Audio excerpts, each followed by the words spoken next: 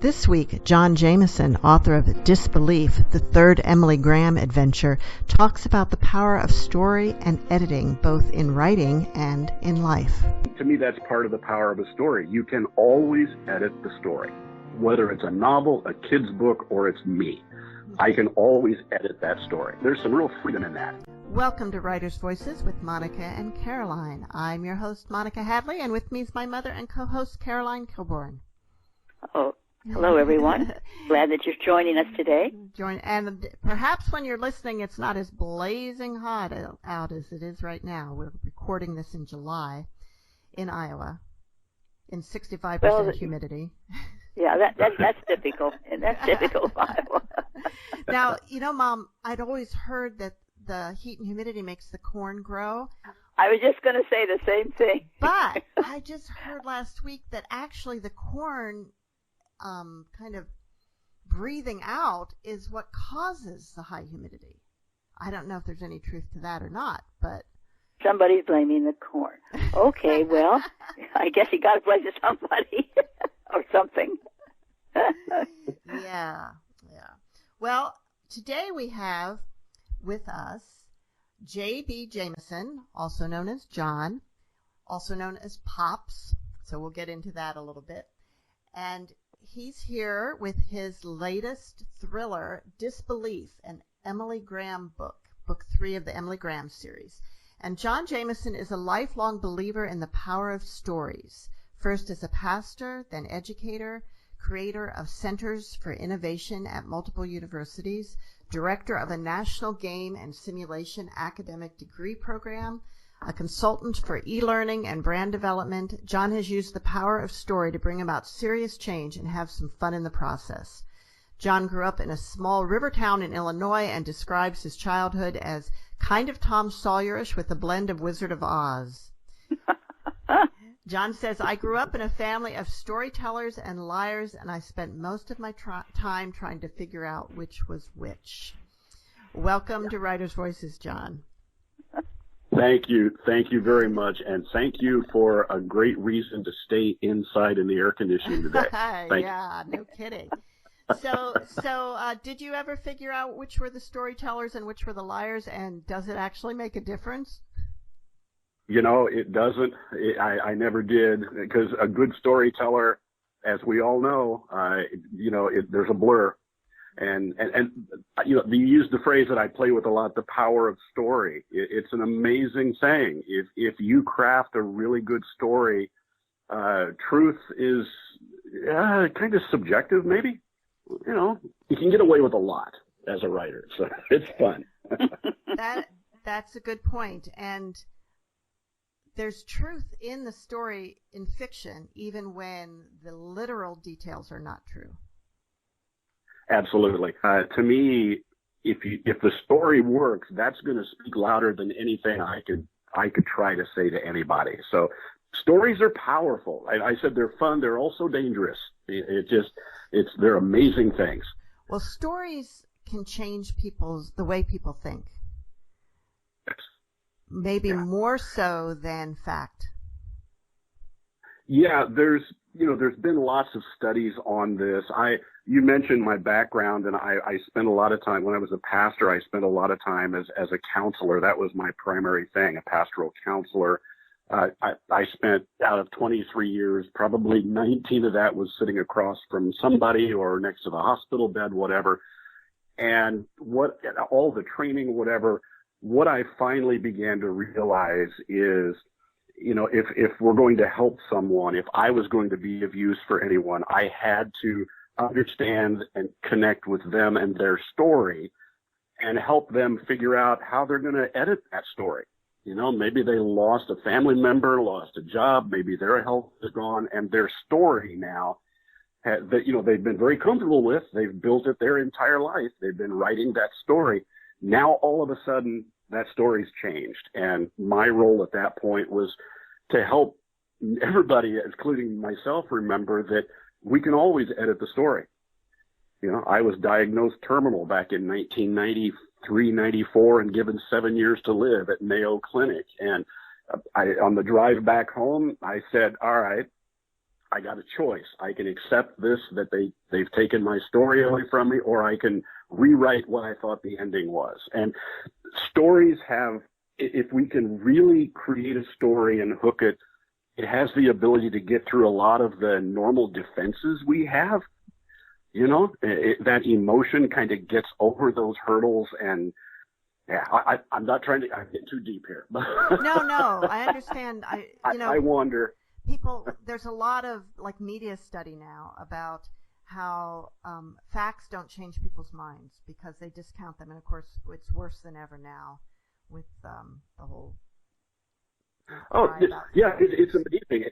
And the best example I've got, and it really kind of shook my head. It was just a few years ago. My mother passed away 5 or 6 years ago now, and she went for about 3 years with COPD and slowly drowning. But she was a stubborn bird, and she went on hospice, which is 6 months, and she stretched that to 3 years. But she's just that kind of person. She'd always been politically active. I won't mention parties, but she'd always been politically involved and very opinionated. I never knew why. So, and I mean, it was a big part of her life. She was head of this county chair thing and that state thing and all that. Finally, one day, as we were sitting trying to think of something to say to each other rather than talk about what was really going on, I asked, why in the world are you this party? Because her other beliefs didn't really fit that. Why is that her story? And she looked at me and said, well, it's clear because it's because of that Mary Lou Evanston, I made that name up, back in junior high, who made fun of me and told me I was worthless, and her parents were members of that other party, and I swore I would never be that party. There's no logic in that. And that's how we make decisions primarily. I think that, like you were saying, emotion and stories connect with that emotion. Yeah. Yeah. And John, when you talk about, connecting with the person's story and helping them see maybe how to edit that story, when you were saying it in the context of someone being comfortable with their story, but sometimes the story that people are telling themselves about their lives is not a very happy one. Absolutely. And can people change their story to a more happy one? I remember reading when I was in school years ago. I was in seminary a long, long time ago, and I read a book. I believe it was by Elie Wiesel, who survived the concentration camps. And I'm trying to think of the name of that particular book, but The Sunflower, I think was the name of it. It's a very small book, wonderful book. First half, he talks about his experience in the camps. The second part, he kind of theologizes off of it. But he makes the point that, the camps for him was a life-changing experience and not what we would normally think. He said it absolutely helped him see that we don't have control over what comes to us. We have very little control of what comes at us, what people do, say to us, what comes to us, but we have absolute control over what we do about that. And I read that and went, wait a minute, and I reread it. So regardless of what has come to us up to this point, we always have a choice what we're going to do about it. I'm not saying that's an easy choice. It can be a very painful and difficult thing. But and to me, that's part of the power of a story. You can always edit the story, whether it's a novel, a kid's book, or it's me. I can always edit that story. There's some real freedom in that. Well, John, you really intrigued me when you were talking about your story of being diagnosed with the terminal illness. Are you willing to talk a little more about that?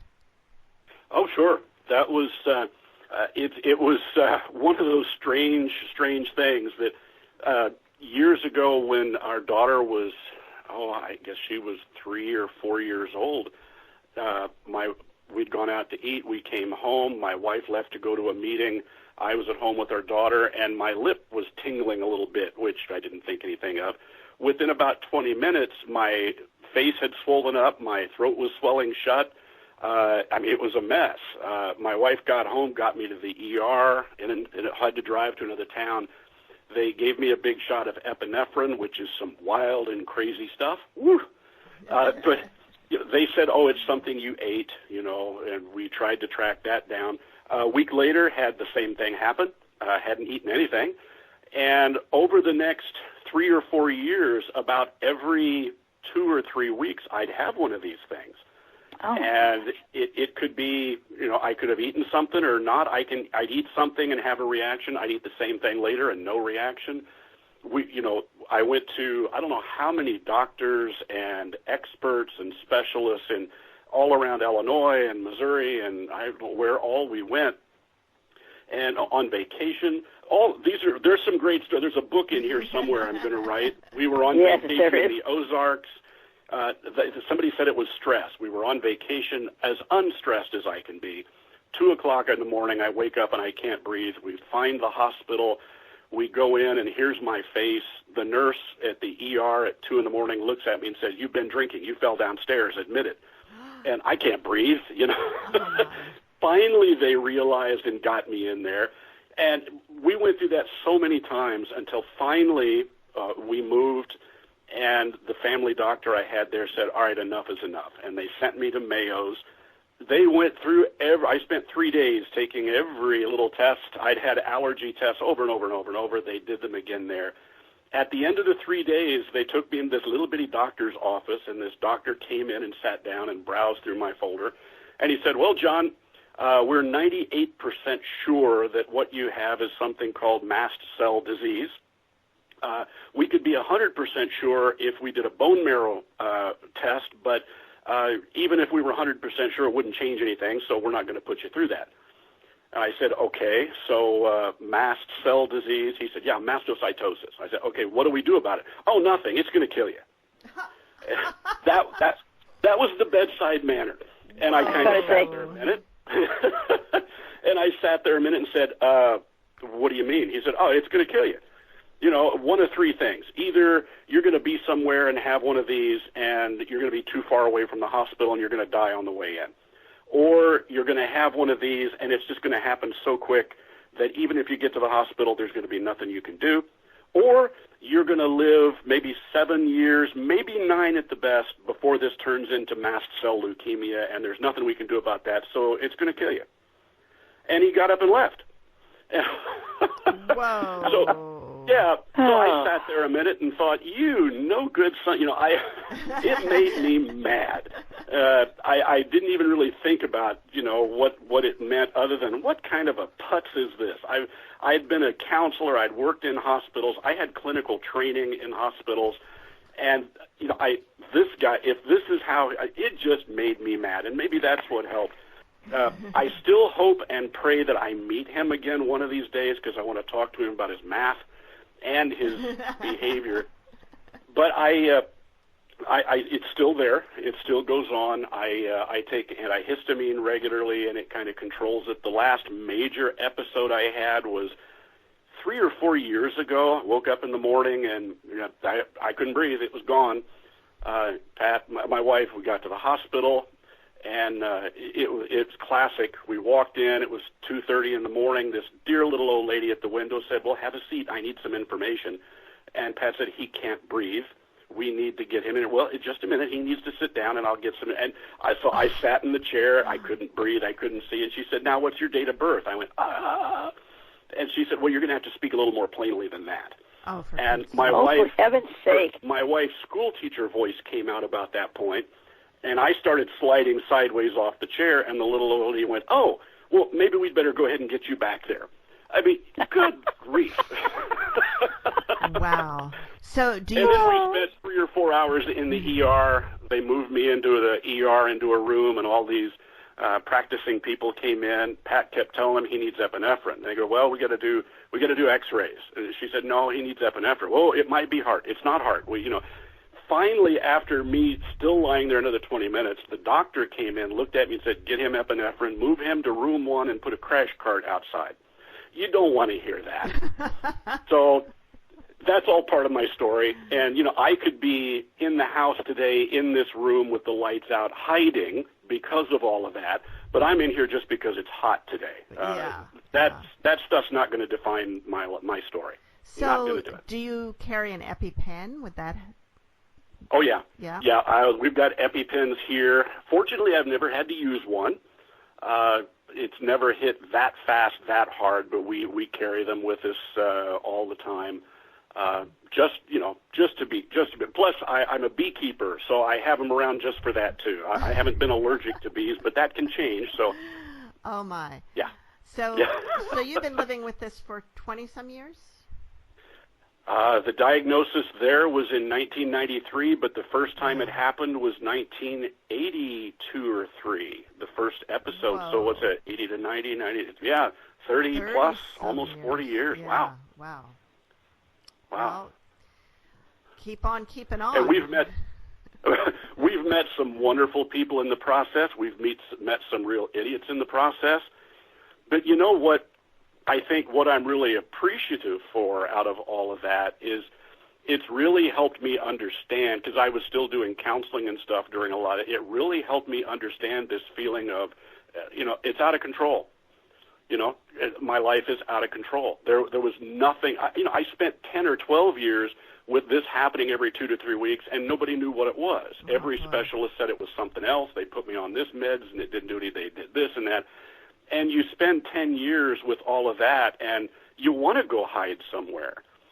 So I feel fortunate that just because of where I was in the role, that I was able to use that. And as I sat with somebody who just got the diagnosis of whatever it was, I could actually, I knew what they were feeling. And I knew how stupid it would be for me to say, oh, now it's going to be okay. How stupid it would be to go, oh, well, now everything's going to be all right. No. So, plus, it really, tying it to the whole writing thing, not to get away from that, but, Emily Graham, my character in there, I don't know for sure what Emily looks like. I've never written anything about, I get, every once in a while in a review, somebody will comment, well, there's no description of her. I don't know what hair color is she, what's her age? Is she big, tall, blonde, brunette?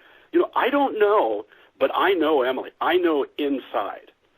And I think that partly comes from everything I've been through and all the counseling stuff, because that's what drives us. It doesn't matter hair color, size, whatever. That's fine. I trust my readers to do that. They will create her to look the way they want and need her to look. I'm just talking about that Emily, that inside person, the stuff that drives her to do what she does. To me, that's the powerful stuff. You're listening to Writers' Voices with Monica and Caroline, and our guest today is John Jamison, author of Disbelief, a third Emily Graham adventure. So, when did you start writing for publication? I've always been a storyteller all through my careers. When I was in the church, back in the late 80s, I had the opportunity to travel to the Middle East, and I spent a couple of months living over there and studying over there.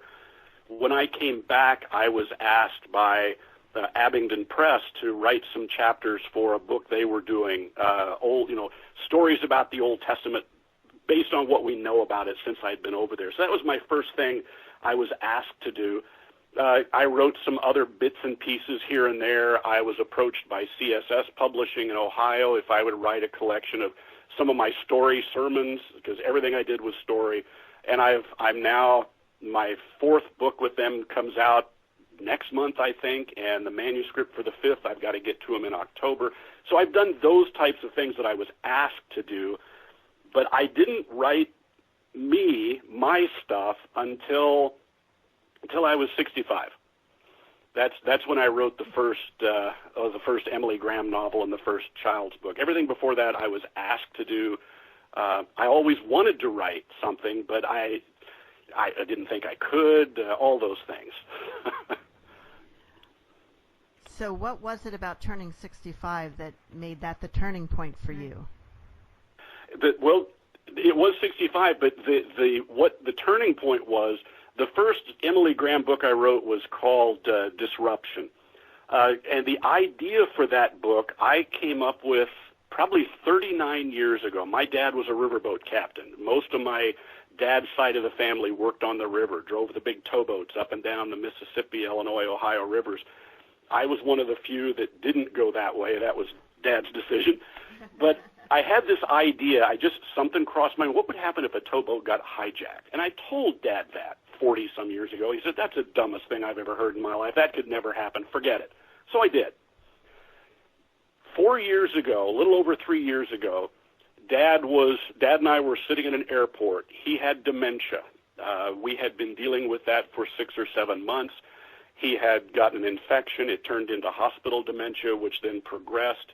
He and I hadn't had a conversation for 2 or 3 months, a real-world conversation. He had always wanted to go to Texas to visit my sister, and he had never done it. So we decided, while he's still somewhat here, let's have him go visit her. So I was at the airport sitting in the car with him, waiting for my sister to arrive on the flight, and he turned and looked at me out of this haze and said, hey, do you remember that story you told me 38 years ago, that one about the boat? And I looked at him and said, you're here. Wait a minute. And he said, that scared the hell out of me. You ought to write that down. That could really happen. And then he was gone again. And so I went, okay. So I had no plan of writing a novel. I didn't know Emily Graham from Emily anybody else. I had no thought of 3 or 4. I just knew, okay, there's an idea for a short story. So I came home and I just started. I didn't know how to write a novel. I didn't have any idea. But I just sat down and started writing, dumping the thoughts out of my head just to get them out of there. And, you know, somebody was hijacking a boat. Who's doing it? I don't know. I just start writing, and suddenly these guys show up. And I go, where'd they come from? And there's the characters. And then about chapter 20-something, which is way too late, I have been told, to introduce your main character, because I didn't know there was one. Somewhere in chapter 21, 22, I realize somebody on the good guy side has to show up. So I start writing, something happens, and she said, I went, what do you mean she? Who's she? And suddenly Emily Graham is there. And at that point, she took over. It is, my characters, I worry about myself sometimes. Maybe it's all those years of lack of oxygen. I don't know. But my characters to me are living, you know, they're real. They're as real as anything. I mean, I know they're not. Well, no, I won't say that. They are real. And Emily led this story. Like I say, I don't know what she looks like, but I know her. I know, you know, how she's going to handle this. The other characters came up. I suddenly found out that I had written a novel. And when I was done, I sat back and went, holy cow, I did it. And Emily said, hey, you're not done. There's another one. And that led to the second book, Distraction, and then the third, and now she's screaming at me about the next one. Yeah, so it's just happened. The children's books happened at the same time. I've written 3 children's books now, 4, but 3 of them are about this character called the Squirdlock. And the Squirdlock, 39 years ago, I was sitting in a rocking chair 2 o'clock in the morning with my 2-year-old daughter who was sick, and she had a sore throat and a fever, and I was trying to make her comfortable.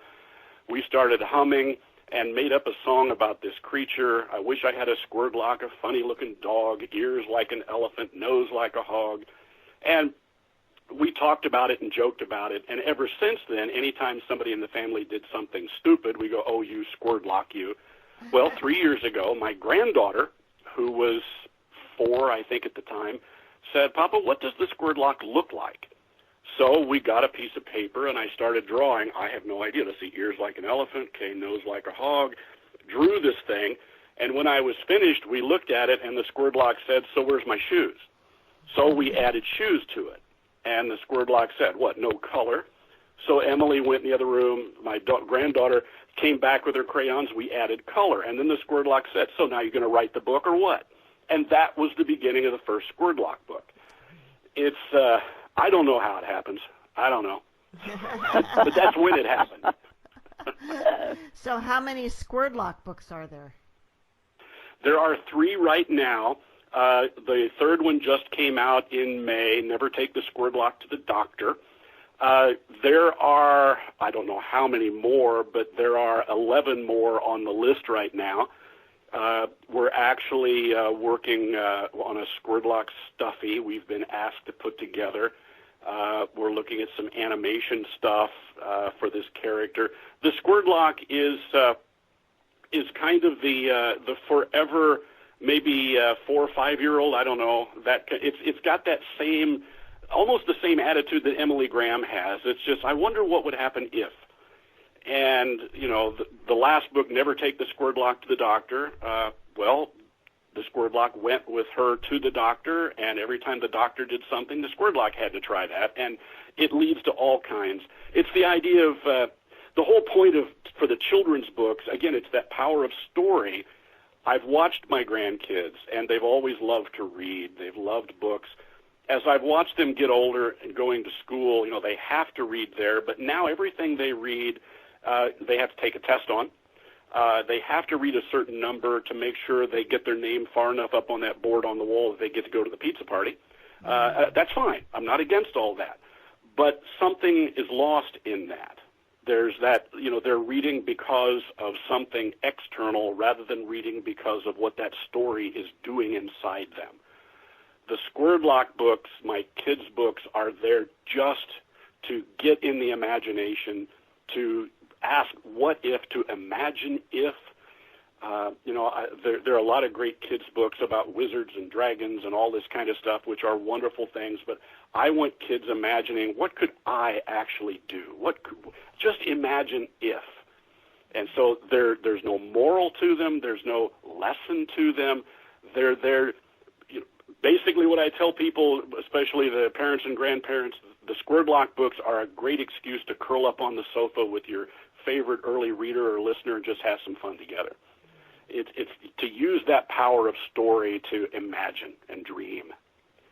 We miss that. We're here at remembering the moon landing right now as we're doing this. Mm-hmm. And I remember that growing up in that, just imagine I could go into the whatever, all this. I don't hear that a lot from kids anymore. They're worried about what all's happening, that I don't hear a lot of, gosh, I could just imagine that. And the Squirt Lock decided it's time to change that. Mm-hmm. You're listening to Writers' Voices with Monica and Caroline, and our guest today is John Jamison. And he's the author as Pops Jamison of the Squirt Lock books for children, and as J.B. Jamison of the Emily Graham adventures, including Disbelief, which is book 3. So, John, maybe you need to tell us a little bit more about Emily and, what's she doing in these books? Absolutely.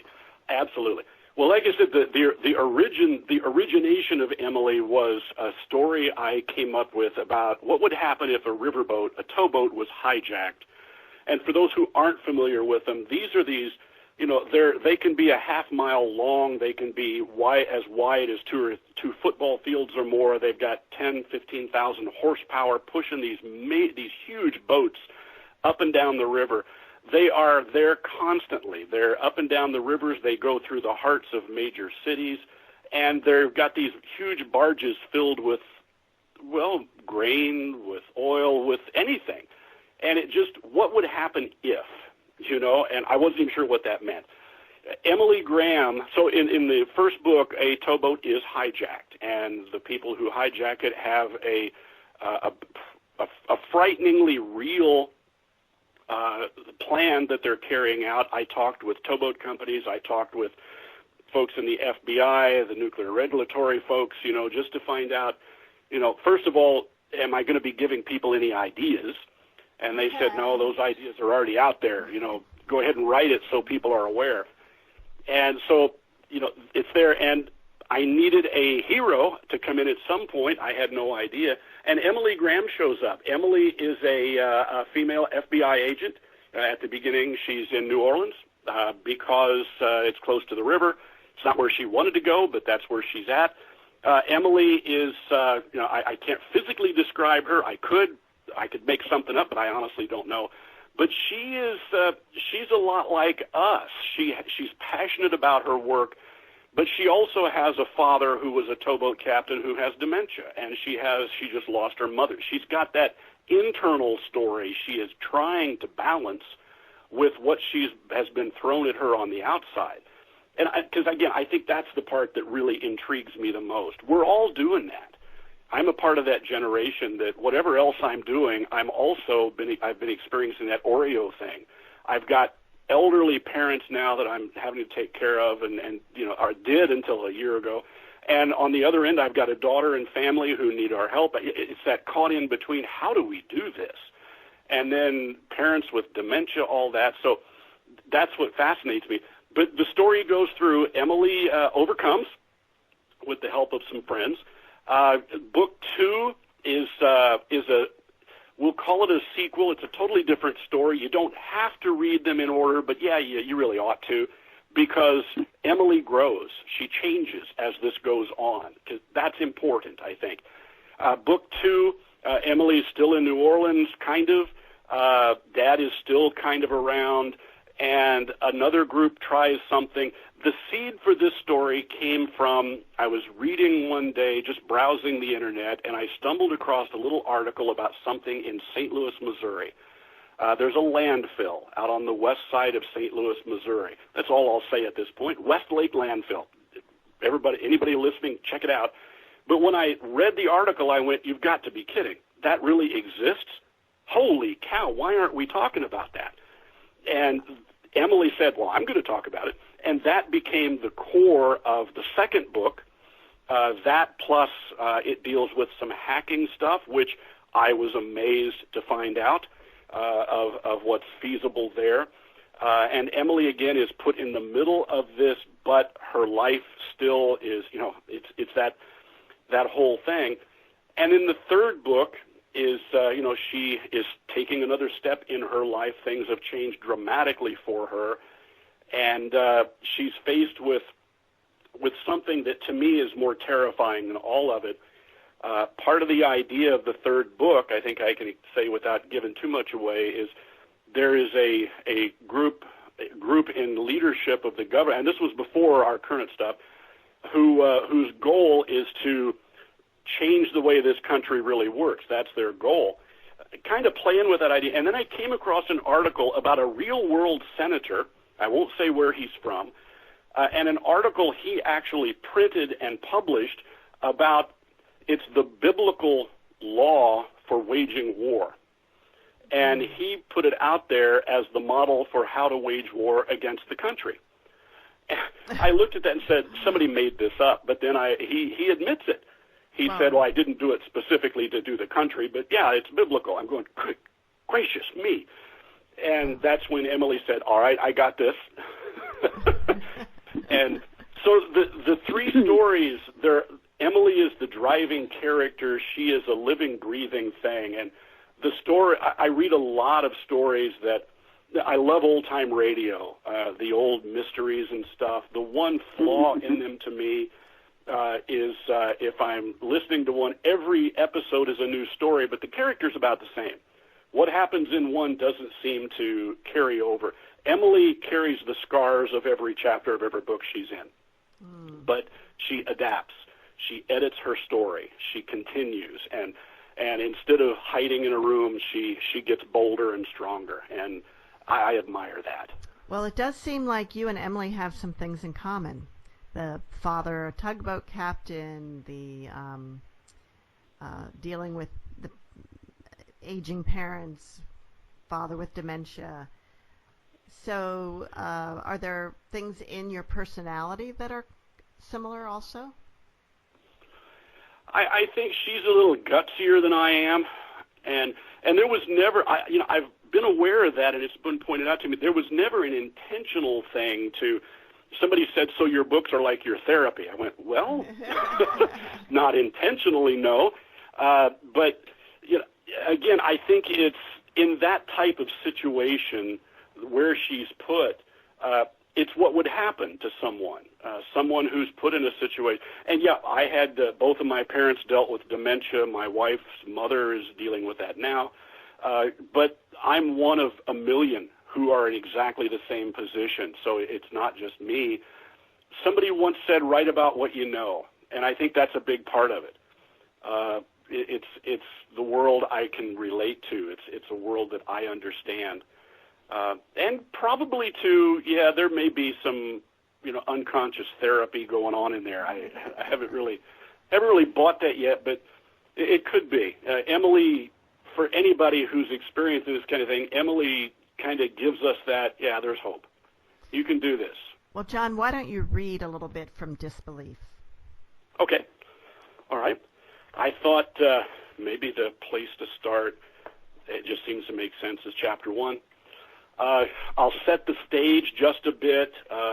In the first 2 books, what we find out is there is, and there's a little conspiracy theory idea here that I've never been a conspiracy theorist kind of guy, but the more research I do, the more I read, I'm beginning to wonder.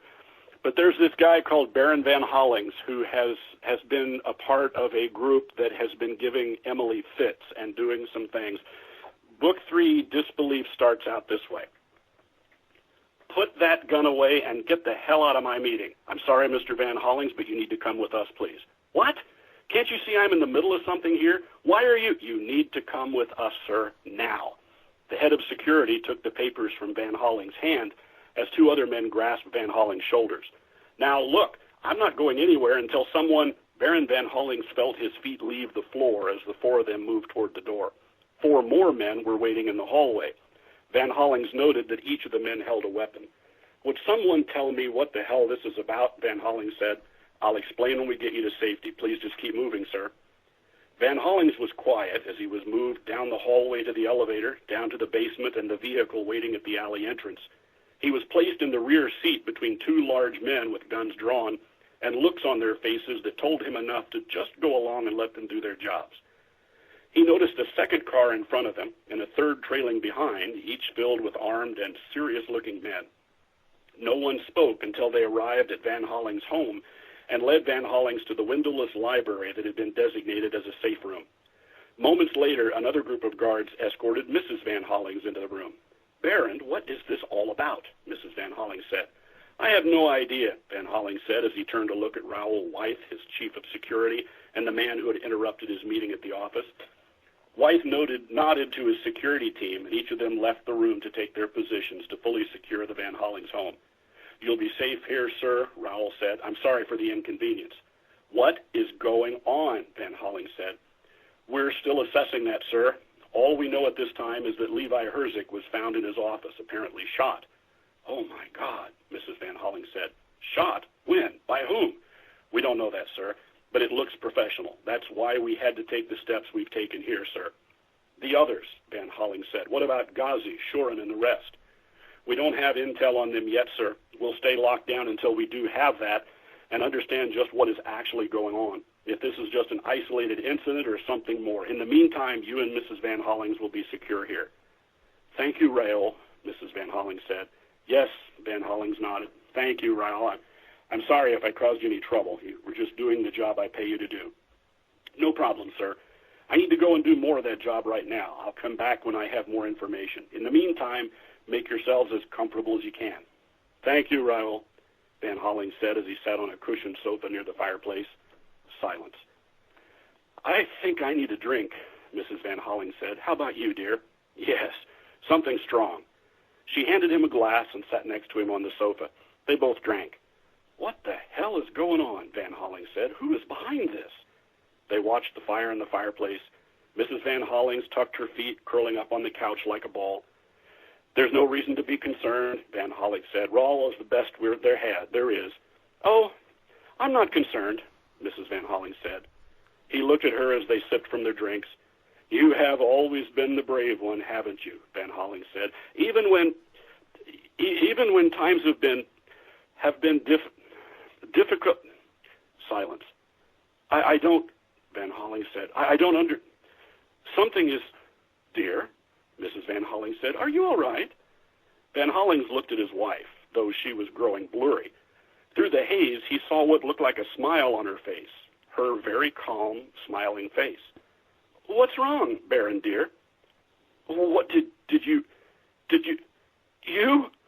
Van Hollings said, looking at her and then at the empty glass in his hand. Yes, Baron, dear, me, with some help, of course. But why? He tried to sit up, but could not. Why? She leaned close to look into his eyes and laughed. Why? Because, Baron, my dear, you have made a mess of things. I mean, really. We used to be strong and had control of our lives, but then you did that stupid thing with the computers and had to make the deal because of that FBI woman. Now we can't do anything without asking for permission." He could hear her with a bit of an echo, but the room had gotten too dark to see her face. "I mean, honestly, Baron, how long did you expect me to put up with that kind of life?" Mrs. Van Holling sipped from her glass and put it on the table. "What's the matter, dear? Having a hard time seeing me now? Don't worry. It won't take much longer." He tried to speak. He tried to reach out to grab her. Nothing happened. So I decided to take matters into my own hands and reorganize things a bit. Some of the group agreed with me, while the others, well, Raoul already told you about the others, didn't he? He could not see her. He could not hear her. Everything was silent. "Baron," Mrs. Van Holling said. "Baron, dear," she said. She got up from the sofa, straightened her dress. She took one more look to see that her husband's breathing had stopped, and then she screamed. The door crashed open as the 3 guards rushed in, followed by Raoul Wyeth. He saw Baron Van Hollings on the sofa and reached for a pulse. "It must have been his heart," Mrs. Van Holling said. "The stress was just too much."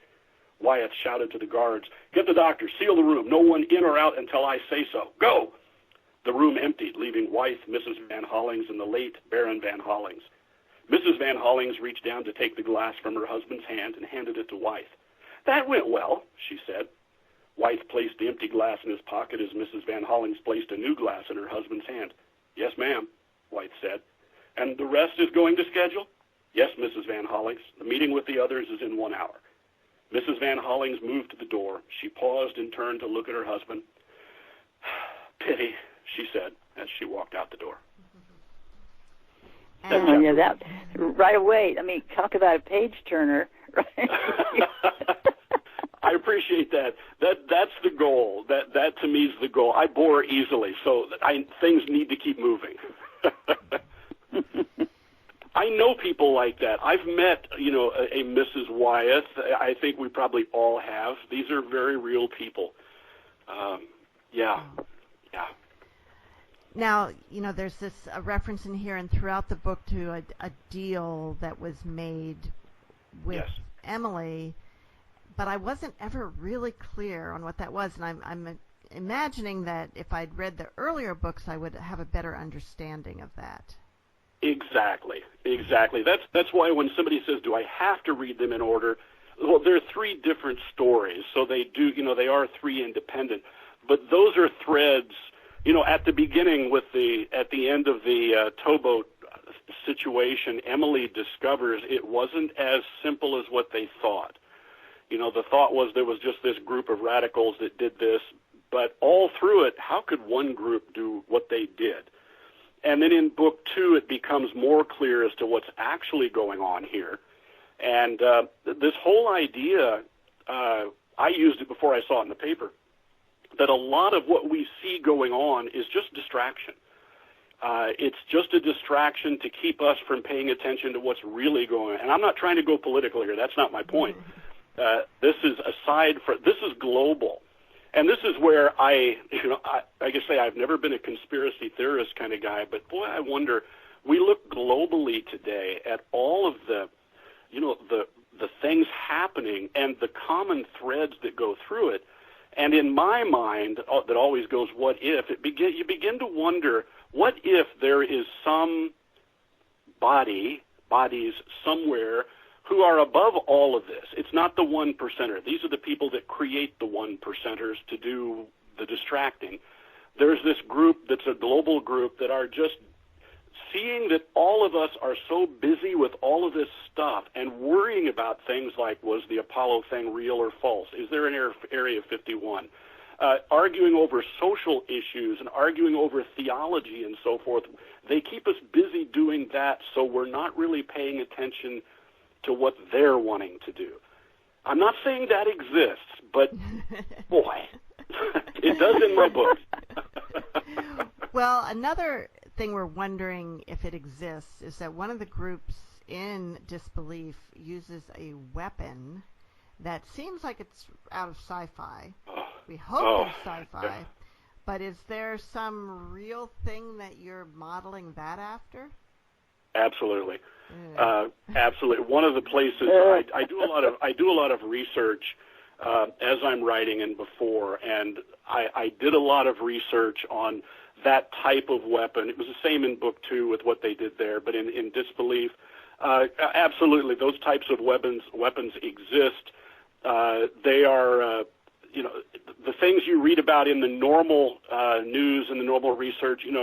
They'd have to be huge to work, but there are places online on the legal internet, declassified documents and stuff that's come out, that there are these devices that are small enough to put into a briefcase that, yeah, those exist. And again, that's part of why, and thank you for asking that question. That's exactly what I'm hoping for. Could this really happen? Yes, it could. Absolutely it could. Am I giving people ideas? No, they've already got these ideas. That's why we need to pay attention. So, yeah, it's everything in the book, and I've gotten on more lists, I think. As I was researching the second book, you're probably on an FBI list. I know I am. I was doing research, and I talked with the FBI, and they got me in touch with an agent. He was the lead agent in the Bertie Madoff stuff. He had retired, and he was one of these guys willing to talk with writers. He and I had 2 or 3 conversations, and I explained what I was working on, and I said, I said, I've been searching for this and that, and he said, yeah, we know. I said, what do you mean? He said, just keep going, we know. And he said, by the way, that weapon, yes, it exists, and this, I'm going, good Lord. And he said, yeah, you don't go searching for stuff like that repeatedly without somebody noticing. Wow. So if you're listening in, guys, I hope it's cooler wherever you are. Wow. Now, there's really at least 4 different groups that you go back and forth in this book. There's 2 of them are definitely okay. There's the bad guys for this story who are using this weapon and trying to get their way. Yeah. There's the Van Hollings group that you introduced there. Yeah. Then there's another group that kind of we don't really know what's going on with them until the end. And then there's Emily and her colleagues. Through the series, there are 2 primary groups that kind of this global type thing. Which you could say there's the good group and the bad group. Emily is kind of put between them up to this point. Those are the 2 ongoing things. The thing about these 2 groups, though, as would be in the real world, is they're not going to do anything directly. If there is that global bad guy group, if that would really exist, they're not going to do anything directly because they never want to be noticed. They're going to find, like in Disbelief, they found this radical element and they kept feeding them and putting them out there to do the dirty work. So the group really controlling things, they're going to stay invisible. They have to. And they've been invisible for a long, long, long, long time. So that's kind of there are groups. There are the 2 main groups that go throughout that Emily is caught in the middle of. And in each book there is, the radical group that's being set up to do this. They're the pawns in the game going on. It's not it. Yeah. Does that help a little bit? A little bit. So it's a little it's complicated. It's complicated, and it's sometimes hard to tell who are the good guys and who are the bad guys. At which that's pretty real, isn't it? Yeah.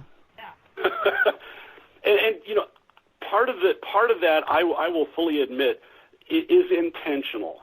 I really get bored when I'm reading or watching TV or watching a movie where, in the first 5 minutes, you know who the good one is, who's guilty, and I don't like that type of a formula approach because it's not real. It's never that simple. And it's part of the reality of Emily's life is how do you fight evil when you're not really sure where it is, what it's wearing today, but you've still got to do it, plus deal with the craziness of your own life. A lot of what we write and watch and so forth, it's a little too clean. The CSI stuff, they take the blood sample and 20 minutes later they're looking at a 3D holograph of something. That's not real. That would take a week. So, right. Yeah. Well, Don't get me started. And the court ones where they go on trial within the week, and it actually takes years usually before the trials happen.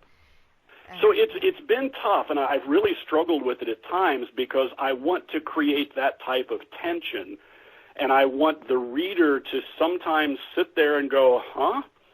But by the end of the story, if you've gone through, it's, oh, good grief. It ties together. And the tightrope I walk constantly is how do you keep that type of realistic tension without making it so confusing that people give up. Fortunately, most of the feedback I'm getting is folks spend time in there going, I'm not sure what's going on, but then later they go, I didn't see that coming, that's okay. Yeah. But I do right, think sure. that I would advise people to read the books in order, because I think I would get a lot more out of Disbelief if I'd read the earlier books. I fully agree. Yeah. My wife keeps telling me, no, tell everybody they got to read them in order. So I think I will start doing that. Yeah.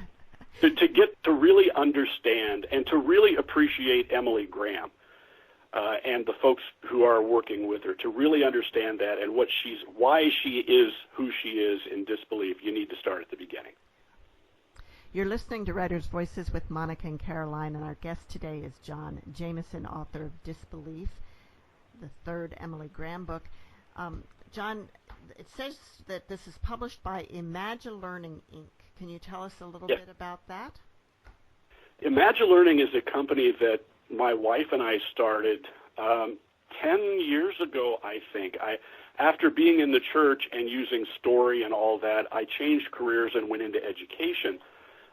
My goal was, as I was working with people going through life difficulties, I began to see that people who are able to learn are able to rewrite their stories. People who are learned, who think they know it all, they get stuck. So I decided I'm going to go focus on learning. I was going to be a junior high teacher. Well, I got into education and found out that I was doing the same counseling stuff I was doing there because education was changing. We had new learners. We had new technology. So I used the power of story again to help recreate learning. I designed curriculum. I led and created programs, simply taking traditional learning things and turning them into, not games necessarily, but turning them into things that made sense in the life story of the learners. I did that in education. I did it in the corporate world, in the social services world, and finally my wife and I decided if we really want to do this, we need to go on our own. So we started Learning, and that's where we've done it. When I've published other things traditionally. When I wrote the first book and the first children's book, I had the opportunity to publish it traditionally. But especially with the children's book, the publisher said, but we'll take care of the cover. We'll need to get a new illustrator and all this. I'm going, no, you don't understand. And we decided we're going to self-publish. It's, I'm 67 years old. I'm not trying to be the next James Patterson and create a whole new career. I'm just writing stories. So we've self-published them in our Learning company, and which is all about story. It's the same. We're doing the same thing. It's just another direction. Cool. Can I ask you something? Do you think that your exposure to parables as a pastor influenced you in your storytelling? I imagine it did, but I think what really did, where I really had a change in my whole attitude was that trip I took to the Middle East I mentioned, and I stayed over there for several weeks. I was a pastor. I had gone to seminary. I had studied biblical studies. I knew biblical Hebrew. I had studied this. I knew the stories. I knew the parables. I spent a couple of weeks living with folks who are, the Bedouins. They're living as near first century as we've got. And we were sitting around the fire one night, and one of the old men, they always sit around telling stories. And one of them said, "Why don't you tell us a story? You're the Bible expert." He was being nice about it. And I said, well, there was that story. We were down in the Negev, the desert, and I said, well, this is where Moses was. I started telling the story about Moses hitting the rock and getting water, and the old man smiled, and he said, "Oh, you Western people, tomorrow I show you." And the next morning, we got up, we rode the camels, went down into a canyon or a wadi, and he walked over and showed me how to get water out of a rock. You do it. He said the miracle wasn't that Moses hit a rock and got water. The miracle was that God had raised Moses in the desert first, so he knew where to go find the water later. You people don't understand the story. No. And that changed my whole view of not just biblical stories, but the reality of stories. I look at biblical stories very differently now. It hadn't pulled the rug out of anything. It hasn't weakened anything. But I read those stories realizing that they meant something very, very different in first century. Something even more powerful than we think they mean today. So, I had to rethink in my mind all of the parables. When Jesus said something, he's saying something very different to me now than he did before I went over there. Very, very different. And are your stories that are published by CSS Publishing, are they like that? Are you reinterpreting things based on what you learned? That's what they are. And that's, when I came back, that's what my preaching became. I gave up the 3-point sermon that I'd been trained so well to do. And I would tell a story, one of the old stories, only I would tell it as it would have happened perhaps in the first century. There's a lot of, there are a lot of hot buttons, the topic of divorce. And there's a statement in there, Jesus says something about divorce, and that's been used as a club to beat people with for years. Over there, the people said, no, you don't understand. And they explained what probably actually was going on that led him up to saying that, and it changes the whole thing. Wow. That was the first sermon I tried this way, and I got up and I preached that not knowing what people were going to say. And it was amazing. The people that, thank you. There's so many things in there. But you were also disturbing kind of traditional interpretations of that from a Western perspective. Did you get some pushback on that? Oh, there's pushback. And that's why I always tell people, and in the books, in the preface, I'm always saying I'm not trying to pull the rug out. And I'm not saying that I am speaking absolute truth. But maybe, based on first century, maybe this is what was actually going on. I respect the old traditions, but sometimes the story has to be edited. Mm-hmm. That's the hardest part of a writer I've found. I write my novel and I sit down, I've got maybe 10,000 too many words. I've got to edit it. But that's my baby. Yeah. And it's tough to edit something like faith, especially. Wow. But it's like Emily, if it is going to get us closer to what might be something more truthful, it's worth telling that story. I'm not going to demand that you believe my story or that you accept it, but I'm going to tell that story. Well, thank you, John. And we're out of time. But thank you for having me. Thank you. I really appreciate it. I'm gonna go check out some of your sermon stories, because it sounds fascinating. I appreciate that. There's a new one coming out. I don't even know what they're calling it. That's the other frustrating thing of publishing. Coming out in August, and there'll be another one next year with CSS. Yeah, thank you so much. You're welcome. And, Mom, do you have some final words for us today? Albert Einstein is quoted as saying, technological progress is like an axe in the hands of a pathological criminal. Oh, yeah, yeah. Okay. Have you read Distraction, the second book? No, boy, I wish I would have seen that. That would have been the good lead-in for that one. Wow. Wow. Well, thank you so much, and see you all next week on Writers' Voices. Bye-bye. Thank you so much.